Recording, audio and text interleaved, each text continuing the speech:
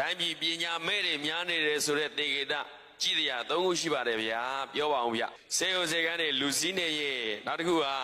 အချုပ်တွေထောင်နေလူစည်းနေရင်နောက်တစ်ခုကတရားရုံးတွေမှာလူစည်းနေရင်တပည့်တော်အဆိုးဆုံးတစ်ခုပြောခဲ့တယ်လေ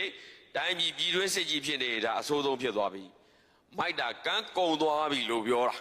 ကန်းကုံအောင်မိုက်တဲ့လူတွေများလာရင်ပြည်တွင်းစစ်ကြီးဖြစ်အဲ့ဒါပညာမတက်လို့ဒါကြောင့်ဘုရားကပြောခဲ့တယ်ပညာရေးသည်နိုင်ငံရေးဖြစ်သည်သိမ့်ပြူဆရာသက်တဲ့ကြောင့်မှပြောခဲ့တာဗျကျောင်းစင်ဝဲမှာဩဝါဒပေးခဲ့ဆရာမတွေပညာတက်ဖို့လိုတယ်ဘုန်းကြီးတွေပညာတက်ဆရာကြီးရွှေဦးတော်ကျွန်တော်ဤတသက်တာရည်မှန်းချက်ကြီး2ခုဆိုတဲ့စာအုပ်ထဲမှာဆရာကြီးရွှေဦးတော်ပြောတာရှိဒုက္ခိကပေါ့ဗျာဆရာမတွေတင်တန်းစဆရာမတွေသွားပြီးဟောပြောဝဲလုပ်ပါတယ်ဆရာမ800လို့ပြောတယ်အဲ့ဒါပုံမှန်စာပတ်တဲ့ဆရာမဘယ်နှယောက်ရှိတော့ဆိုပြီးတော့လက်ထောင်ခိုင်းတဲ့အခါကျတော့6ယောက်လောက်ပဲတွေ့ပါတယ်